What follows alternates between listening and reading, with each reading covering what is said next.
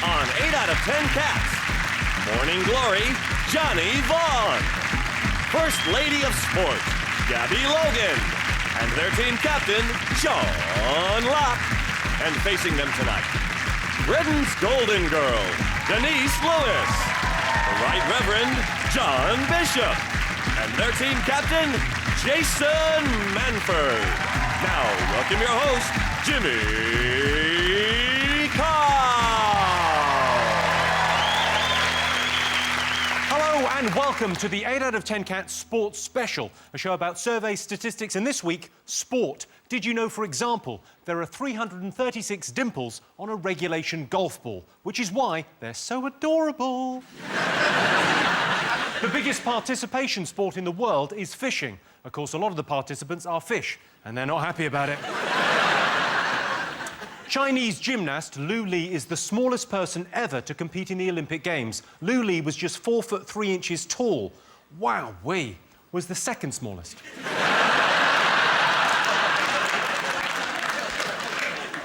And 63% of people think Serena Williams is better looking than Venus. I'm going to be diplomatic and say I think they're both lovely-looking fellas. Right, let's get started.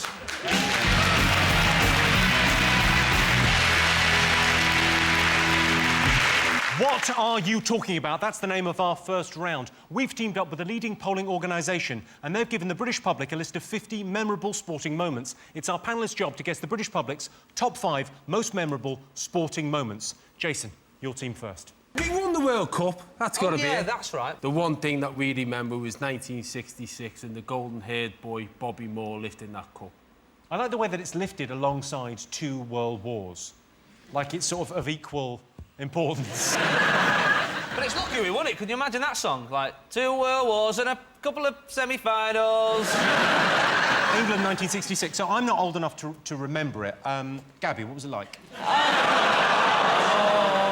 Messing about. The ball was heavier then, though, wasn't it?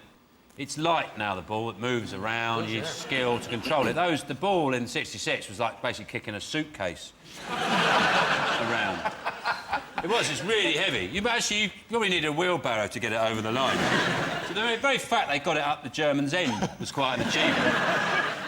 Do you rate our chances for 2010 in South Africa? Yeah, I think, you know, it's a bit of a cliché, but I think this is the best chance we've had. But, of course, that means we won't progress from the group now that I've just said that. But we've got an easy group as well, so... Wayne Rooney is our biggest hope. He's the best English player and he's also the only man who can grow a beard that's red when his hair isn't. I think that is just, in its own right, that should give him a medal.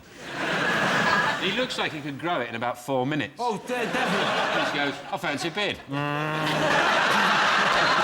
Have we been practising penalties, though? That's the big... You know what I mean? That is hard, I can't believe when they get to the final... I don't know anything about football, but when they get... You just watch the final and they go, I don't think they spent enough time practising penalties. Surely that happens in a footballer's life. When they're off the PlayStation for half an hour, they go, we should try and kick it a goal. Yeah, but you can't replicate. It's the nerves, isn't it? You know, Denise has performed in front of hundreds of thousands of people. You can replicate it. You can't replicate You the can nerves. replicate. That's nonsense. And they say that. So you can't represent that intense pressure. What you do is you say to an England player, right, you take a penalty. If you miss, we're going to shoot you. We know the World Cup win 66 is going to be up there somewhere. Let's have a look and see where. Controversially, England winning the World Cup in 1966 only came second in our poll of the most memorable sporting moments. The Queen, of course, was in the crowd to support her countrymen. Sadly, the Germans lost. Sean, Gabby and Johnny, your turn to guess. Most memorable sporting moment. I think, for me, something that was... I always loved the London Marathon anyway. I think it's the most beautiful, you know, mass participation event, people running for all these different reasons. It's the most wonderful movie, and you got that theme tune. And they had it in slow-mo, just seeing Paula Radcliffe reach down, pull aside a gusset and have a shit on the moon. For my money, iconic. 950 toilets on that place. She's 5 minutes ahead. Yeah. She can shit on the run like that. She was hanging on since mile 16, which is a great effort. Maybe it was tactical. Maybe she's thinking, I'm running ahead here, but what if someone catches me up? I'll leave it behind me so they slip on it like Mario Kart. When you play Mario Kart and you leave a banana behind you. It's not slipping, though. Imagine you've run a marathon, you've run 21 miles, you're chasing someone in front, and you run up and you see a log, you think, she's even stopped to have a shit. That's how far ahead she is. What I liked afterwards was the debate of whether it was urine or the hard stuff. Paula Radcliffe she blamed it on some whole wheat pasta and salmon she had the night before. I think that settles the argument. No one pisses salmon. Denise, 200 metres, have you ever stopped and... No. I think I had more chance actually doing it in the long jump if I were to go... The long jump, of course, because it's a sandpit. You find you can blame it on the cat. They just... Absolutely. No one would be none the wiser. But can I just ask you, Denise, because, like, we can all take the piss, but we've not been professional athletes. Did all the professional fraternity of athletes go, it's just one of those things? Or did everyone go, look, it's Pissy Pants Paula again? Because I can't believe this is the only time it's ever happened. No, Go on. Yeah, no, do definitely Go on, say. name them. Sonia O'Sullivan. Sonia O'Sullivan. She had diarrhea. She had diarrhea. She had the runs while she was running. Yes. Perfect. And there's been a weightlifter in the middle of a snatch. I could imagine, though, because some of their faces look as if it's happening anyway. Do you remember the commentary, though? Because they kind of didn't want to say what was happening, did they? So... Well, they're not going to, are they, Gavin? Paula Radcliffe stops for a shit. Doing on the march. Paula Radcliffe now getting her to stride, reads back the gusset, and out comes the turn. The weird thing was, about a year later, she had a baby. I thought, she should do that on the go. The New York Marathon, Paula coming out, 9 months pregnant, out she goes. Whack goes the gusset, into labour, baby on the road, on she goes.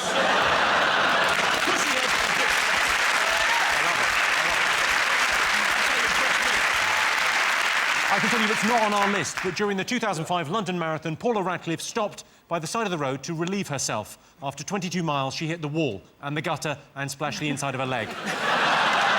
It's difficult for girls. OK, back over to Jason's team. You've got to think of Usain Bolt. It's got to be up Usain there. Bolt, He's of course. got to be in there. OK, go on. What's Usain? What's your views on Usain? He ran 100 metres in 9.69 seconds. I can't even get off the couch in 9.69 seconds. I only saw half of it because I was making love to the wife. He sort of slowed down near the end, like he was taking the piss. Someone said he slowed down because he knew he was going to win it and break the Olympic record, but he slowed down and did all that business because he knew then the next year he'd be offered quite a lot of money to go to other Grand Prix events and then break the record there. No, of course not. He just wants to be the best, a legend. He's already a phenomenon. But he broke his own record. Where's the fun in that? You know what I mean? Take that, me. I think what you should do is go, right, I'm clearly the fastest human. Who's next? Greyhounds. I'm going to beat you. Who's next? Horses. Come on, bring it on. Let's have a look and see whether Usain Bolt is one of the most memorable sporting moments. Yes, Usain Bolt smashing the 100 metres world record at the Beijing Olympics is the 5th most memorable sporting moment. 9.69 seconds. It begs the question, how fast can a human being run 100 metres? Let's put Colleen Nolan at one end of a track and an Iceland party platter at the other and find out once and for all.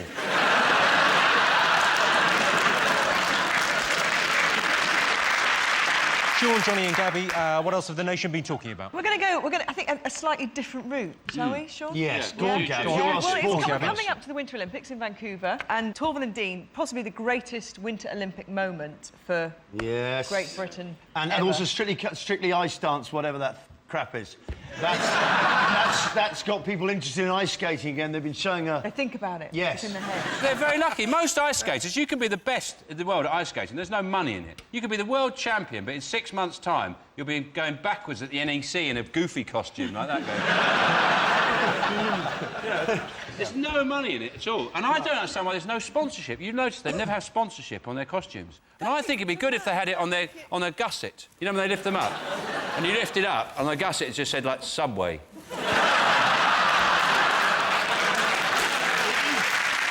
OK, let's see if Torvill and Dean is one of the most memorable sporting events. Come on.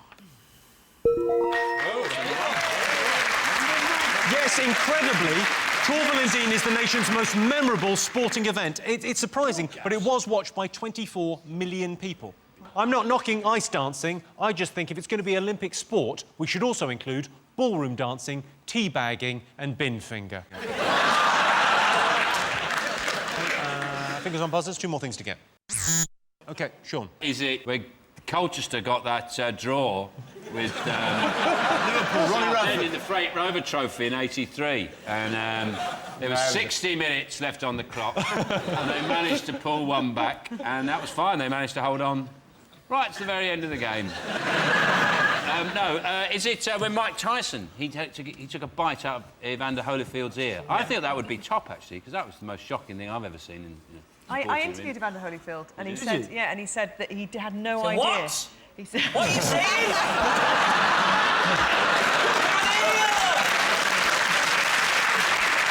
No, this one. He said he had no idea that he'd bitten his ear off. Somebody had to tell him. Don't just go over and say he's bitten So he your was ear. hitting him. He was going, "Who? He's got an ear in his mouth. This bloke's a nutter."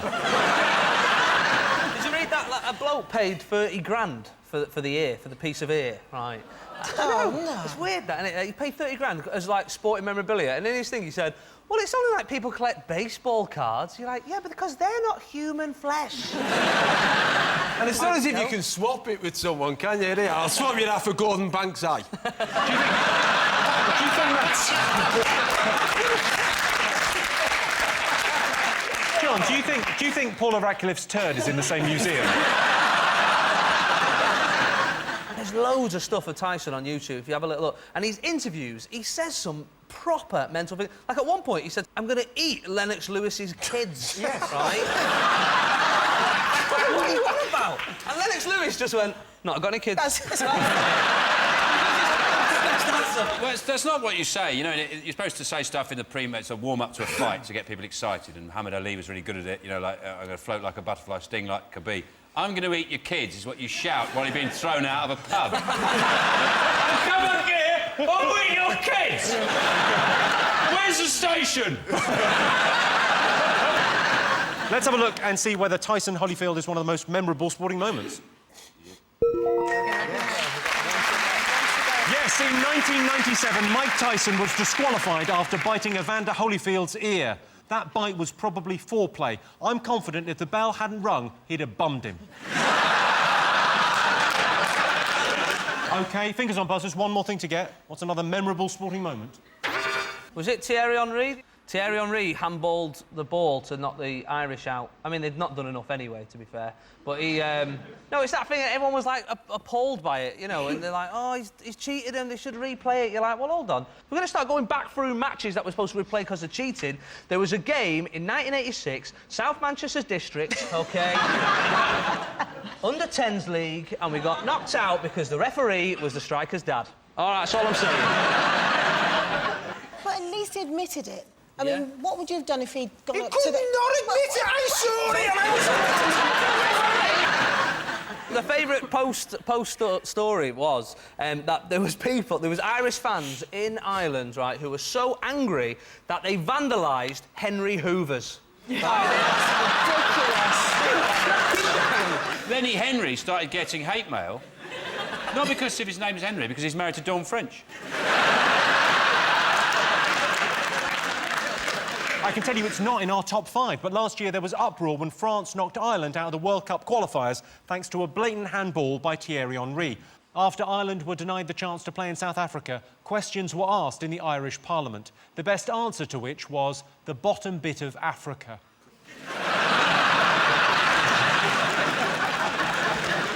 All joking apart, handball is actually quite a serious thing. I remember our games teacher was forced to leave the school. OK, 1 more thing to get. Fingers on buzzers. It's got to be Johnny Wilkinson.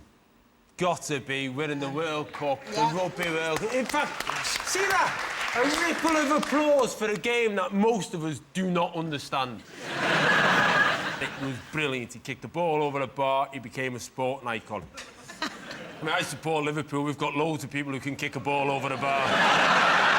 But that has got to be it. It was such a nail-biting moment, wasn't it? Well, everyone says they remember where they were when we found out we won the World Cup, and I remember where I was. It was 2 weeks later in Tesco.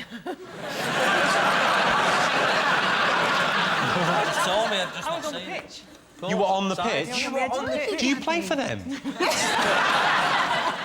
Were you really on the pitch when that happened? I was, you know the bit behind the post? Yeah. I was there. Yeah. Yeah, I was there. And That must have been brilliant. I mean, I don't understand the sport. I don't like rugby. We don't play a lot in Liverpool. But in Liverpool, if you want to have a fight, you just have a fight. We can't be arsed putting a kit on and chasing an egg. It seems like a lot of hassle. I remember watching it. I was actually, because it was on early in the morning, I was in a hotel. I'd done a gig the night before in Shrewsbury, and I thought, I don't know what, I'll watch on the telly, have my breakfast in bed.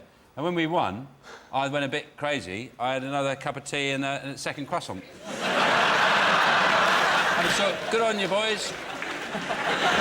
You've made my morning. And I took the flour out of the little vase. Did you? Woo! Let's have a look and see whether it's up there.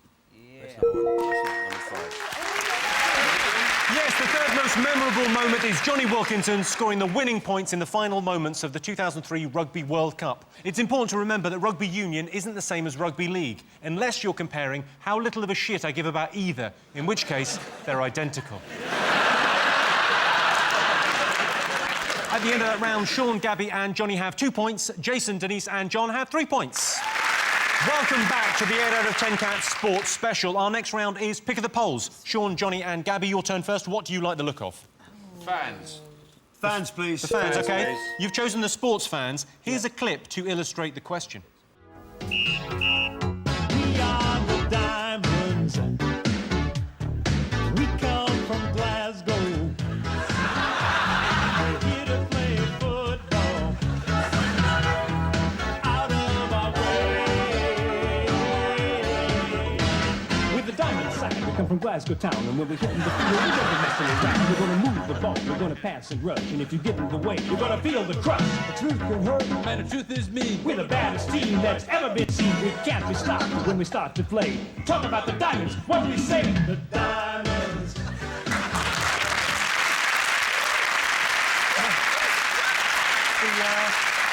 That's the Glasgow Diamonds there. They're the top of the Clydesdale NFL and bottom of the Clydesdale NFL.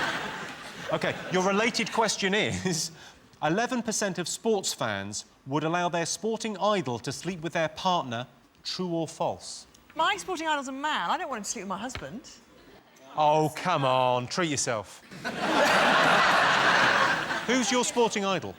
You know, a lot of couples do this. You know, you have kind of fantasy shags where if you meet them, if you both Ooh. meet them, they're Yeah, like so I get it. far out there that you go, yeah, you're allowed to. So Kenny's was Cameron Diaz, and mine was this New Zealand rugby player. So anyway, I check into this hotel in Melbourne. In You mean you went for one that's 2003. actually feasible? I like it. There's a very much a possible shag. And I got in there and I rang Kenny. I said, "You'll never guess who's in the lift with me. It's Dougie Howlett, the New Zealand rugby player." He put the phone down. I've got an agreement with my girlfriend. If I ever get to sleep with Kylie Minogue, she can fuck off.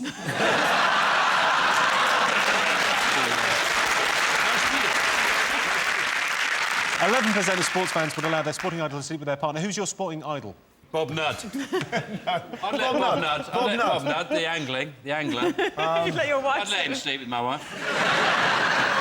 I don't think he'd bother her for long. I think he'd go in there, he'd start talking about different flies and casting angles, and she'd fall asleep. He'd probably have a fiddle and then go, actually, tide's in. I'll get some good, I'll get some roach on that estuary. I love this mime. He'd have a fiddle. Denise, what do you think? Who's your sporting idol? I do like Tiger Woods, or used to. Tiger Woods probably would. He's not fussy. Tiger Woods, I believe, has a blanket policy. Every hole's a goal. He'd you out. 11% of sports fans would allow their sporting idol to sleep with their partner. You're going to go... I think it's false because I think it's going to be higher. I think it's a lie. Yeah. OK, what are you going to go for? True, then. You're going to go true? Yeah, we'll go true. OK. I can tell you it's true. 11% of sports fans would allow their sporting idol to sleep with their partner. I must say, if I had to pick a sporting idol, it would probably be Desert Orchid. My wife is in for a treat. Jason's team, you're to choose. What do you want to go for? Well, we've got to. We've got to. We've got to. We've got to. We're We'll going go for for the Olympics. Yes. You're going Olympics, OK. You've gone for the Olympic rings. Here's your question. What did the nation prefer, the Olympics or the World Cup? It's a good question, isn't it? The thing with the Olympics, like the World Cup, you go, well, I like football. I like football. And it's, you know, if you like football, then you like the whole of the World Cup, don't you? With the Olympics, you only like certain things. Like, there's some stuff in... I like that, you know, rhythmic gymnastics. No offence, Gabby, right? I know you did it for a little time, right? But that one, I'm telling you, that is just a bloke who's got a bit of toilet tissue stuck to his hand, that is.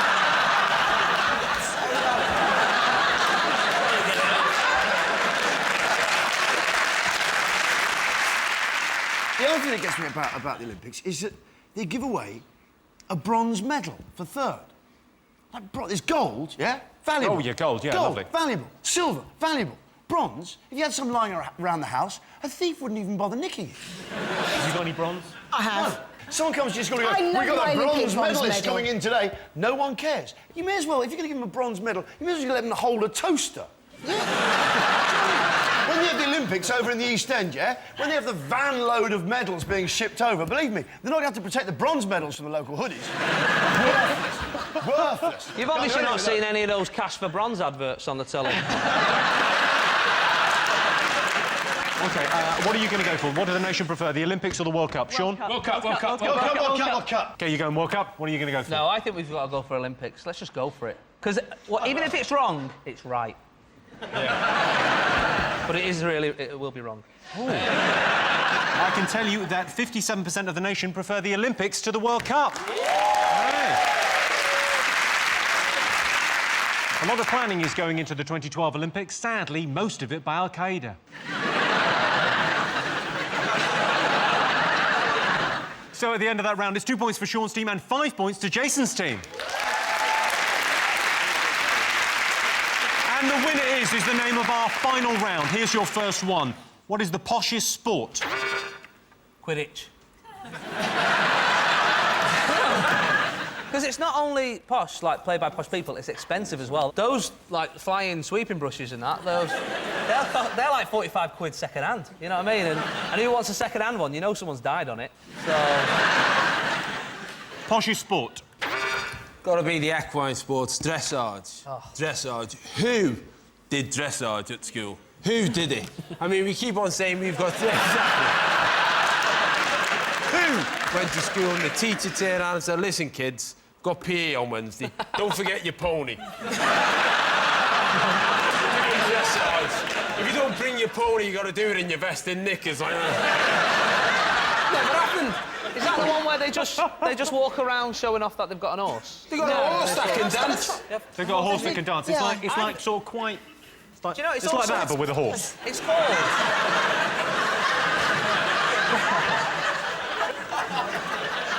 That has got to be Actually. the Wiz. Is it powerboat polo? You've got one of those big power boats and a stick. And a little ball, obviously one that floats. That's what we want to go with, Jim. You're sort of half right, Sean. I think the polo part was the right... Is it polo, Jim? Polo's the I know, poshest game. no, Come there's on. another What's a half. polo? I can tell you the answer. The poshest sport, according to the survey, is polo. Jim, you got it right. So polo is the poshest sport. Bottom of the list is playing slapsies with Kerry Katona. OK, top thing that would improve football. G-strings. G-strings? Yeah. Wow. I'd love to see those guys running around in their little G-strings. That'd be quite entertaining. Come to my dressing room afterwards. You're feeling frisky and you want to see some mantees. I think they should get rid of red and yellow cards, definitely, and replace them with purple and green ones. I just prefer those colours.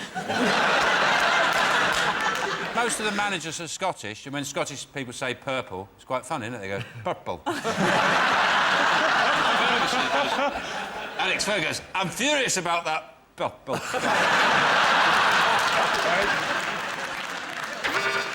What about if the ball had a sensor in it and a little speaker that every time it got kicked, it let out like a painful scream? That's insane. Video technology is exactly the right answer. Sorry, I just want to get some points. Yes, the top thing that would improve football is video referees. If they're going to improve football, I think they should make radical changes. They should have less players, and instead of having the nets at either end of the pitch, they should have them in the middle. And instead of kicking it, you should be allowed to handball it, but only with a racket. I suppose what I'm saying is, I like tennis. Well, that sound tells me it's the end of the round and the end of the show, which means that the final scores are Sean, Gabby and Johnny have 4 points, but our winners are Jason, Denise and John with 5. Thanks to all our panellists, our wonderful studio audience, and to all of you watching at home. That's it from us. Good night.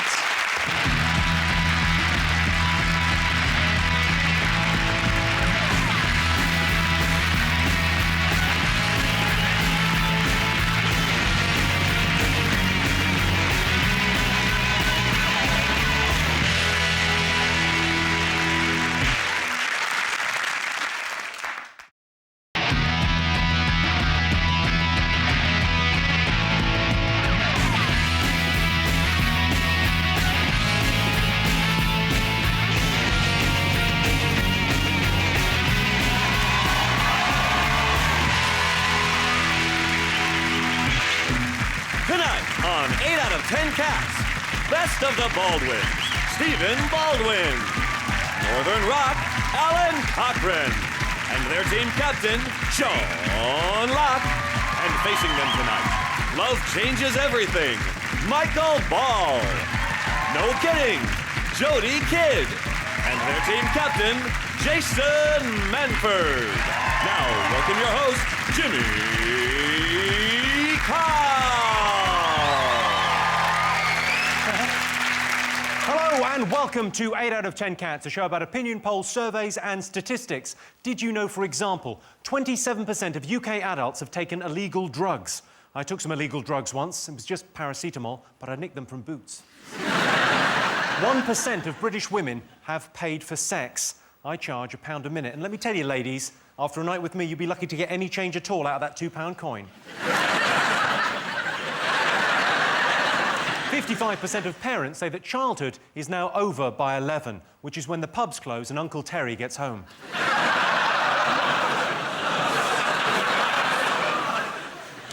Oh, Uncle Terry. And on average, men spend 20 minutes in the bathroom every day, and women spend 27 minutes in the bathroom every day, but not directly after a man spent 20 minutes in there. Right, let's get started.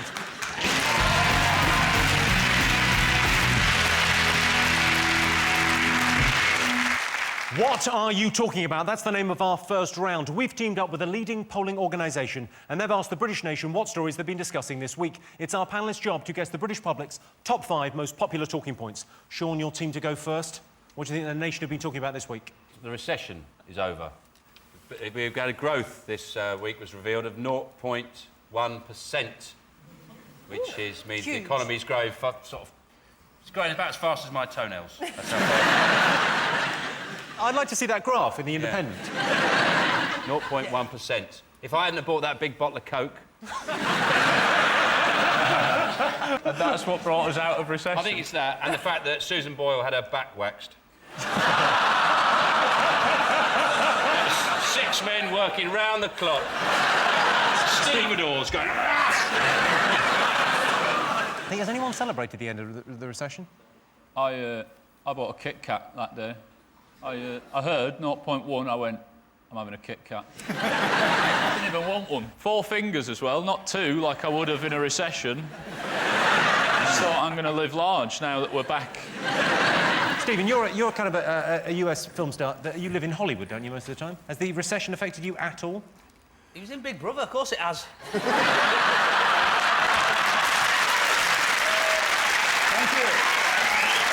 Thank you. Michael, has the recession affected you? Because you're obviously, you're producing theatre these days. Are people not going out? It affects everywhere, doesn't it? And what is sad is that we were first in the recession and we're last out. It's wrong. That is wrong. It's like an orgy, isn't it? You don't want to be last out at an orgy. Let's have a look and see whether the recession is one of the most talked about things this week. Yeah. Wow. Well, that's... Yes, this is the news that the recession in Britain is officially over. To celebrate the end of the recession, I'm going to have a party. I'll get a mix CD, I'll get some bunting, some fun hats, maybe some pick and mix for the kids. Where can I get all of that from? Woolies.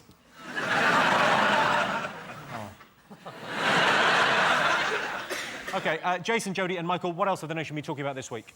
Big Brother. I think Big Brother. Brother. That's all I'm talking about. Well, I mean, I didn't watch it, but you... Well, you've missed out. It's just been phenomenal this year. I really, really have. Why? I love the ritual humiliation of people that I have I think kind it's human torture. It's good when they come in at first to see who you know and who you don't know. Yeah. Luckily, we all knew Stephen. Did you know anybody in there? Vinny, you know.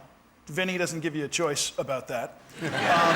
Alex Reid, of course. Everyone knows Alex. He doubles up as Mr. Potato Head. I did... Look, he's got the same ears. Have a look next time you see him. Same ears. I did something quite stupid. I read a bunch of the newspapers going in, and it caused me to have these meetings with the producers, and they were like, oh, it's rubbish. Just go in there and you'll have fun. Even the producers say it's rubbish.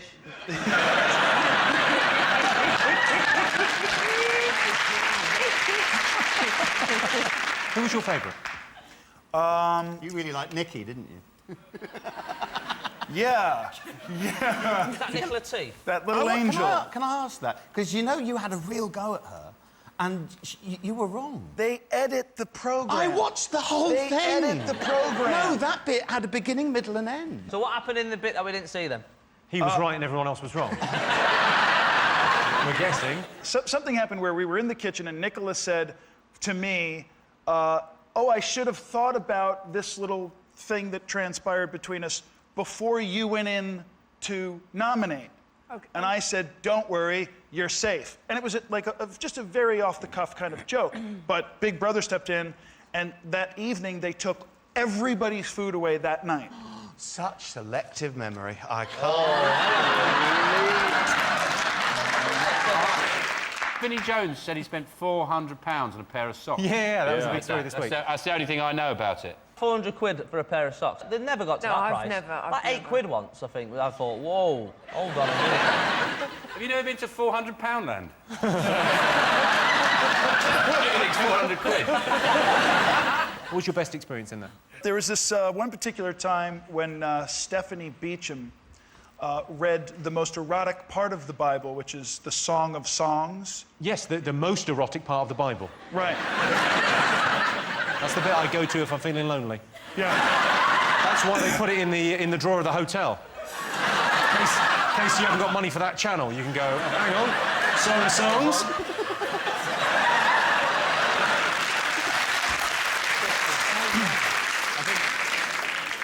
It was only a joke, but go on. It was only a joke.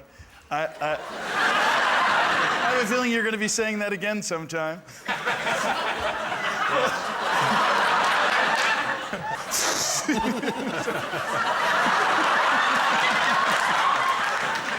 Oh, yeah. Are you saying I'm damned to hell, Stephen Colvin? Let's just clarify this. Yeah. I've just got a picture of you being damned and on fire. I'll be honest with you, Alan, I think me and the devil would get on. Yeah. Come back to the story, because she was reading the most erotic bit of the Bible, because I thought you had a bit of a crush on her. She has this voice. She got very into it. Oh, yeah. And it wasn't too long after that I was evicted. So it all worked out just great. When you say evicted, that means what I think it means. What does that mean? Basically, something to do with your knob, if Jimmy said it. 84 shows in, it looks like Sean's broken the code. Let's have a look and see whether Big Brother was one of the most talked about things this week. Yes, Celebrity Big Brother ends this evening. This week, housemates had to make a clay model head whilst blindfolded. There was Ivana with an ugly, misshapen lump that barely resembled a human face, and then she put on a blindfold and started modelling. The one thing I like about Vinnie Jones's acting is he's very consistent. He's always shit in shit films. Sean, Stephen, Alan, what else have the nation been talking about? It's Osama bin Laden sent another tape, an audio tape. Basically, he's claimed responsibility for the pants bomber. He said, that was me. Pants bomber, that was me. Also, I got rid of Wogan.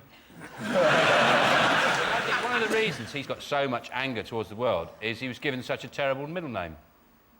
Bin. It's a terrible middle name to give a child. It really affect your self-esteem if you were called Bin. Didn't he congratulate them or something? It wasn't just claiming responsibility, it was actually congratulating them. Why is he still using tapes, man? That's what gets me. I think you know how to track him down. Just find the only person still buying them C90s. Apparently, since that tape, the terror alert in London has gone from moderate to severe. That's where it's moved up to. Of course, really, you've got to worry when it goes from severe to bang. That's when it's bad. Well, I can tell you it's not in the top 5, but Osama bin Laden has been number 1 on the FBI's most wanted list for 7 years. Number 2 is Umbrella by Rihanna. OK, well, it's not in the top 5. Jason's team to guess. What else have people been talking about this week? I think, well, of course, the Brad and Angelina. Oh, big news. Yeah, are they, aren't they? Who cares? That Who sort cares? of thing, yeah. I hope he does get back with Jennifer Aniston, because then he'll go from being Brad and Angelina, Brangelina, Brad and Jennifer Aniston, Braniston. His relationship will be in a pickle.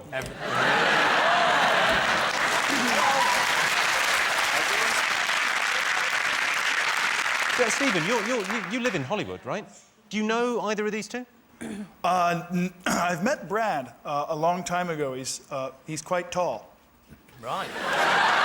We were hoping when you came on you would give us that kind of insight. I'm sticking up for these kids. This is merely rumor. There's no fact here. As opposed to fact, Nicola D is back. But, wow. Oh, well, that's really Christian. Sure does.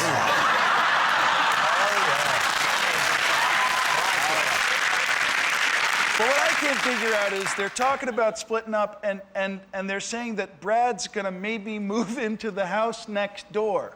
No. Why do celebrities do that? Because it's Angelina Jolie. You'd still want to pop round and fuck her, wouldn't you?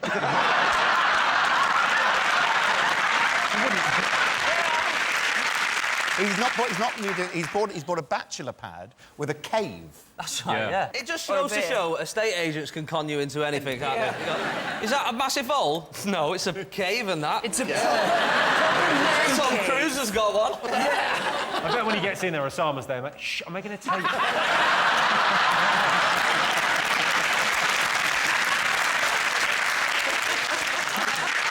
Let's have a look and see if Brangelina is one of the most talked about things this week. Yes, the tabloids this week speculated that Angelina Jolie and Brad Pitt are ending their relationship. With one of her children, Angelina Jolie had a very difficult delivery. She wasn't in and had to go to the sorting office to pick it up.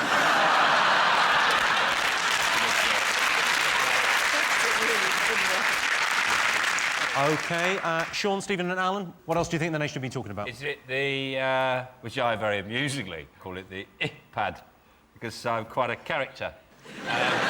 The launch of Apple's new iPad. And even when I do it, people go, ha, ha, ha. And after a while, I do it so much, I even start to annoy myself. The iPad does sound... because they've called it the iPad, and it does sound a little bit like a feminine hygiene product. Yeah, it does.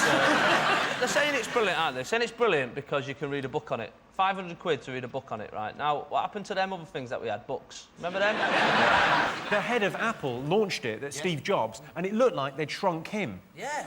Because he was holding it, it just looked like an iPhone. It's huge. Can we get a recording of Jodie saying that for me? Well, let's have a look and see whether it's up there. Yes, Apple have launched their latest gadget, the iPad. First we had the iPhone, now we have the iPad. It's like someone invented a wheel and then a year later said, look, I've invented a bigger wheel. One more thing to get fingers on buzzers. What else have the nation been talking about? Tony Blair is going in front of the Iraq inquiry, which is a very good booking for them. He's quite a big star. I think they've got Elvis Costello doing the music and 4 puffs and piano, so it should be a good show. And Blair has got security to keep Blair. It's £6 million a year security to protect Tony Blair. And I was thinking, if someone was spending that on me, I'd lie awake at night thinking, you know, if they have to spend £6 million to stop people killing me, I must be a right bastard, mustn't I? I have a question. In America, when this sort of thing happens, it's because political parties are trying to make each other look bad. Is that what's happening here? It's basically that he didn't have a mandate when he was elected. He has a mandate for certain things. He has a mandate to protect the country, but he does not have a mandate to change the regime of another country that he doesn't like or that he's agreed to. And that's basically what will come out of this inquiry, or not. Probably not. Can't think of an odd gag for the end of that, Yeah, Sean. yeah. I can only... Oh, Titty Bunny! That's the reason. So there we go. Let's have a look and see whether Tony Blair at the Iraq inquiry is one of the most talked about things this week. This is the story that Tony Blair has given evidence to the Iraq War inquiry. Blair has denied the controversial Iraq War dossier was sexed up. Yeah, I think the correct term is fucked up. So those were the most talked about stories this week. But in other news, Andy Murray is through to the final of the Australian Open. He beat Cilic in the semi and Nadal in the quarters. Nadal had to pull out with an injury. He had broken tear ducts. Oh, I lost the game, I can't win it. And Susan Boyle returned home to find a burglar in her hallway. It's the first time she's ever had a man in her downstairs passage.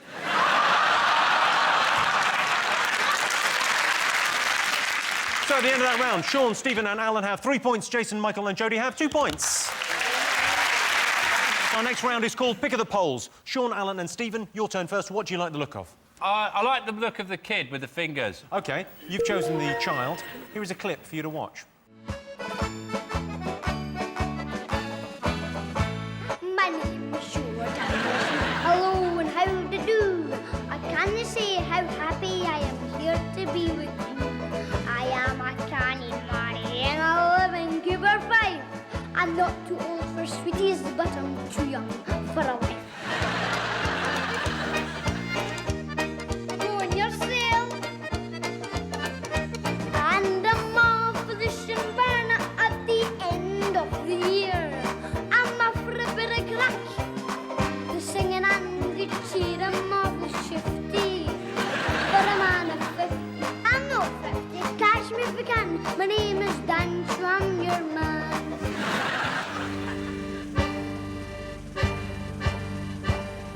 I just skimmed in the eye in the sky. I'm no very big, but I'm awfully shy. Unless you shout when I go by, Donald, where's your choosers?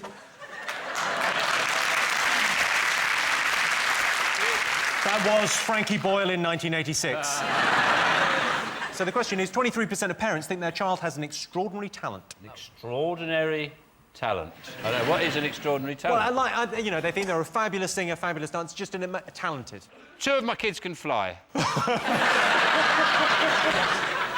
the other one can't. The other one, it turns out. Yeah.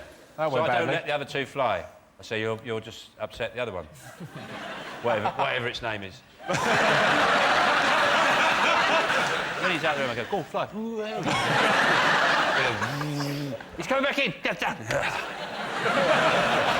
So, yes, if you call that extraordinary, then, yeah, guilty as charged.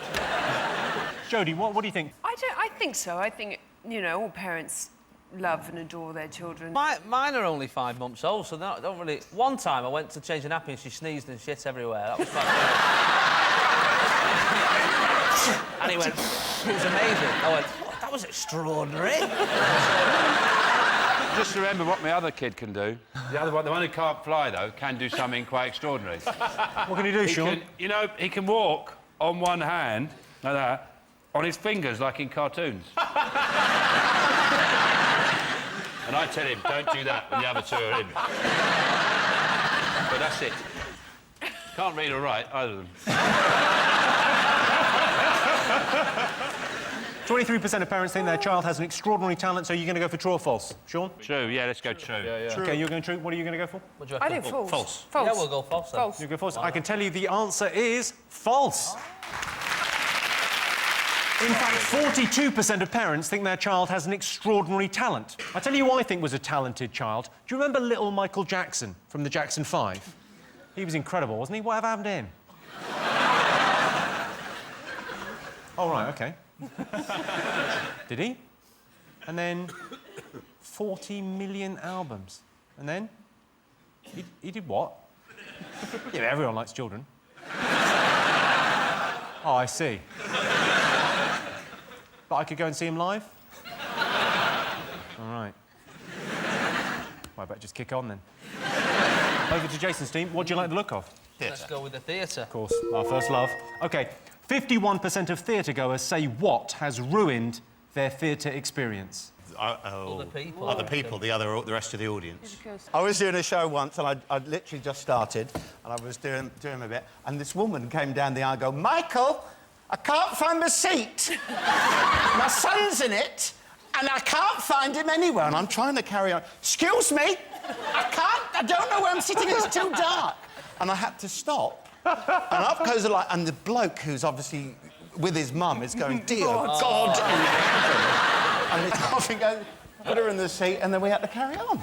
I went to see Snow White and the Seven Dwarfs, and we took the whole family, we all went along, and my little brother's 10, and he's just at that age where he thinks it's, like, sort of real. And there's the point where Snow White gets given that poison apple, and she goes, "Should I eat the apple?" And everyone's going, "No, don't do it." And my brother's on his feet, he's going, "No, don't do it! Don't do it, it's poison! Don't do it! Don't do it!" And she eats it and collapses, and he went, "I bloody told her!" Mobile phones. Mobile phones. That is the right answer. Yes, 51% of theatre-goers say that a mobile phone has ruined their theatre experience. The worst thing about phones going off in the theatre is you end up with the actors breaking out of character, pointing and shouting, and everyone in the audience hissing and muttering. In the end, I could hardly hear what my mate was trying to say, even on loudspeaker. So, at the end of that round, it's 3 points for Sean's team and 4 points for Jason's team. And the winner is the name of our final round. OK, here's your first one. Best way to discourage burglars. What I do, I put a nude picture of me in the window. But from behind, so I'm looking over my shoulder like that, going... and it just says, "Come in." Parma ham. I just put Parma ham out, because people are easily distracted. You come in thinking, right, I want a DVD. Hey, up, there's some ham there.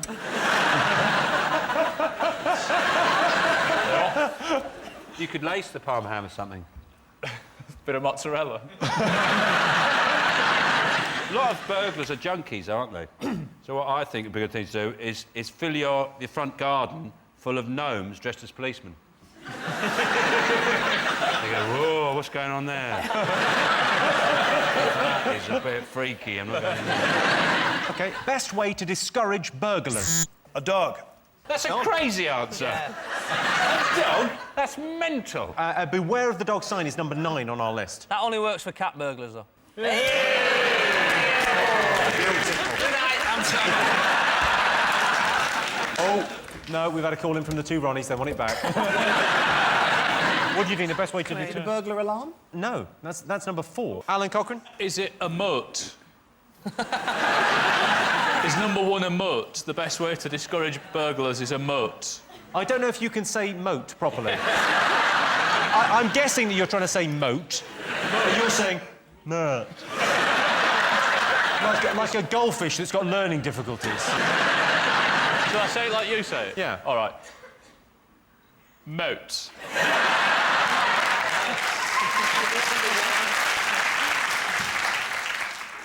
No. OK, it's meant to fool the burglars. Lights on? Yeah, lights on. I was about That is to the say right lights answer. on, of course. The best way to discourage burglars is leaving the lights on. If you've broken into a house and you're watching this because they've left the telly on, why don't you do a poo in the living room? OK, scariest fairy tale character. The scariest thing that I remember is a child catcher from Chitty Chitty Bang Bang. Yeah. That is in there, I think. Played by Madonna, wasn't it? Madonna, that. Lots of people say. One of those first roles. Is it Hannibal Lecter? I remember my dad used to read that to me every night. And he said, "And he ate his liver with some fava beans and a nice Chianti. Good night." I tell you what, the other one I ate, Jill from Jack and Jill. She was a clumsy bitch, wasn't she? He's fallen down a hill, right? And then she's made the exact same mistake, fallen down, landing on her, and then he's broken his crown and she's gone, "I know what to fix that, a bit of brown paper and vinegar." And you're like, "Tourmaline, you daft sod, tourmaline!" OK, I'll give you a clue. Think gingerbread house. The witch from Hansel and Gretel. It's the witch with the oven and all of that going on. It's the right answer. Yeah. Yes, the scariest fairy tale character is the witch in Hansel and Gretel. In the original fairy tale, the witch who eats children represents acute postnatal depression, and the gingerbread house represents cravings during pregnancy. Hansel is the male generative force, the sperm, the son of the wood chopper or penis. Gretel is the egg. The enchanted forest is pubic hair. The warts on the witch's face are an STD. Cinderella is a whore, the gingerbread man is gay, the beanstalk is a giant cock, Little Red Riding Hood is the clitoris, and Goldilocks fucks animals. Any questions?